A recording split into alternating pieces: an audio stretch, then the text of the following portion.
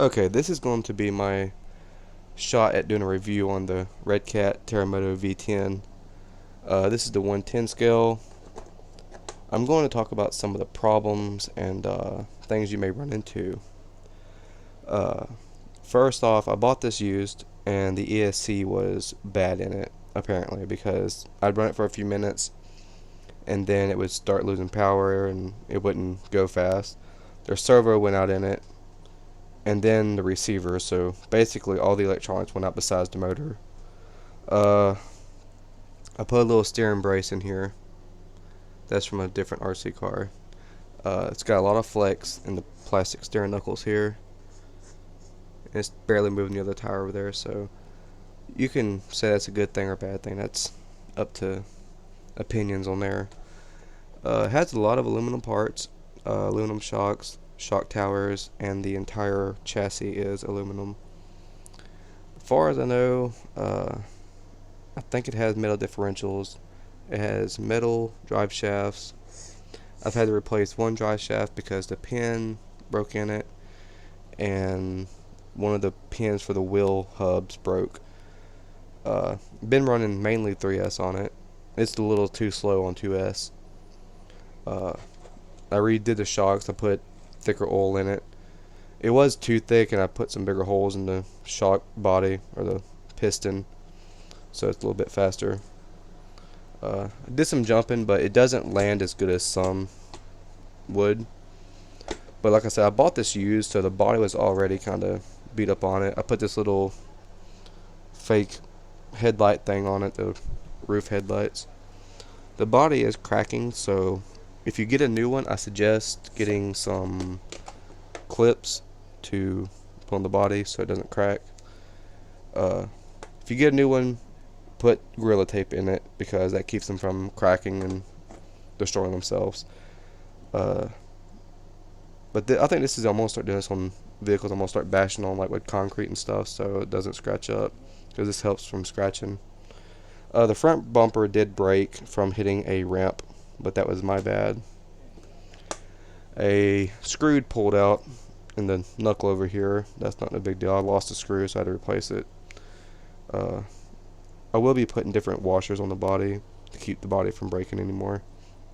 But like I said, you need to put some plastic stuff here because these little pins, they end up breaking through the body pretty easily. I don't have the original controller or the receiver because I bought it used, and now I'm just using a Fly Sky radio and receiver. This is a little cheap eBay ESC. It's 2 and 3S. I paid 30 something bucks for it. It's working fine. It doesn't run hot. It's got stock gearing in the truck, far as I know. This is the servo I'm running. It's metal geared. Turn on its side. It does have 17mm hexes, but I'm not doing like a full in-depth. I'm just doing more of an overview. So, it doesn't have sealed bearings in it, so I don't know how long those are going to last. It's got this little flexible skid plate on the bottom here. You can take this whole skid plate off. The arms over here, they get a little beat up and scratched up. I've been to a skate park 2 or 3 times with it. It doesn't have any crazy jumps there, so